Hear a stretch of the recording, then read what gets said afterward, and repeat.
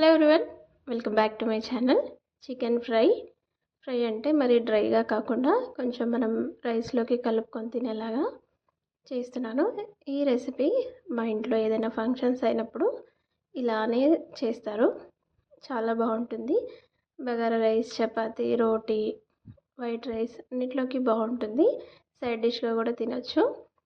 Stove పైన కడాయి పెట్టేసుకొని oil వేసుకోవాలి. నాన్ వెజ్కి కొంచెం ఆయిల్ ఎక్కువగానే పడుతుంది. నేను మరీ ఎక్కువగా వేసుకోను, కొంచెం ఎక్కువ వేస్తాను. అందులోకి పొడవుగా కట్ చేసుకున్న ఆనియన్స్, పచ్చిమిర్చి వేసి వేయించుకోవాలి. ఇవి మంచి కలర్ రావాలండి. అలా వస్తేనే కర్రీ టేస్ట్ ఉంటుంది, కలర్ కూడా బాగా వస్తుంది. ఇవి మంచి గోల్డెన్ బ్రౌన్ కలర్ వచ్చేంత వరకు వేయించుకోవాలి. ఇప్పుడు అందులోకి పసుపు, అల్లం వెల్లుల్లిపాయ పేస్ట్ వేసుకొని కలిపేసుకోవాలి. మరీ మాడనివ్వద్దు, అది కొంచెం పచ్చివాసన పోతే సరిపోతుంది. ఇవి వేగిపోయాయి కదా, అందులోకి చికెన్ యాడ్ చేసుకోవాలి. 1/2 kg చికెన్ తీసుకున్నాను. ఒక 2 సార్లు నీట్గా కడిగేసుకొని మనం ప్యాన్లో వేసేసుకోవాలి. ఇది బాగా కలిపేసుకోవాలండి. ఆయిల్లో మంచిగా కలర్ వచ్చేంత వరకు కలిపేసుకోవాలి. మనం పసుపు, అల్లం వెల్లుల్లిపాయ పేస్ట్ వేసాం కదా, అది మంచిగా మిక్స్ అయిపోవాలి.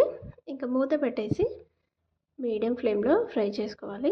చూడండి, ఆయిల్ అంతా పైకి వచ్చేసింది, వాటర్ అంతా వెళ్ళిపోయి ఇలా ఆయిల్ అంతా పైకి వచ్చేస్తుంది.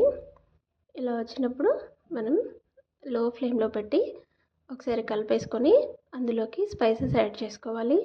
నాన్ వెజ్ కొంచెం స్పైసీగా ఉంటేనే బాగుంటుంది, మరి చప్పగా ఉంటే తినాలనిపించదు. నేనైతే కొంచెం ఎక్కువగానే వేసుకుంటాను.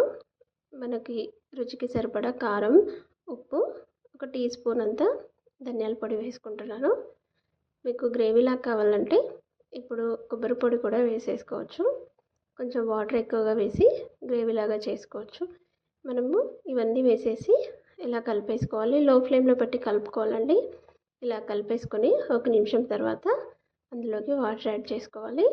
చికెన్ అనేది లోపల వరకు ఉడకాలి కదా, ఇలా వాటర్ యాడ్ చేసి నేను కొంచెం కొత్తిమీర, పుదీనా అయితే వేస్తాను. ఇలా ఒకసారి కలిపేసుకొని పైనుంచి కొత్తిమీర, పుదీనా వేసేసి మూత పెట్టేసి గ్రేవీ అంతా దగ్గర పడేంత వరకు ఉడికించుకోవాలి. అప్పుడైతే చికెన్ లోపల వరకు ఉడుకుతుంది. చూడండి, ఆయిల్ అంతా పైకి వచ్చేసింది. ఇలా ఉడికితే సరిపోతుంది. చికెన్ ఫ్రై అయిపోతుంది, లోపల వరకు ఉడుకుతుంది. చూడండి, ఇలా ఉంటే సరిపోతుంది. ఇప్పుడు అందులోకి గరం మసాలా వేసుకుంటున్నాను. 1 టీ స్పూన్తో 1/2 స్పూన్ వేస్తున్నాను. ఇంట్లో చేసుకున్న గరం మసాలా స్పైసీగా ఉంటుంది.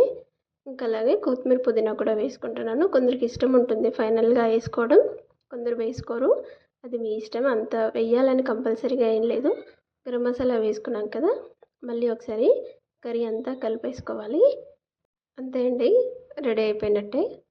ఇది మెయిన్గా మనం ఆనియన్స్ మంచి కలర్ వచ్చేంత వరకు ఫ్రై చేసుకున్నాం అనుకోండి, కలర్ కర్రీకి బాగుంటుంది. అలాగే ఫ్లేవర్ కూడా చాలా బాగా వస్తుంది. నేను రెగ్యులర్గా వెరైటీగా చేస్తూ ఉంటాను. నాకు ఫంక్షన్ స్టైల్లో తినాలి అనిపించేటప్పుడు ఇలా ట్రై చేస్తాను.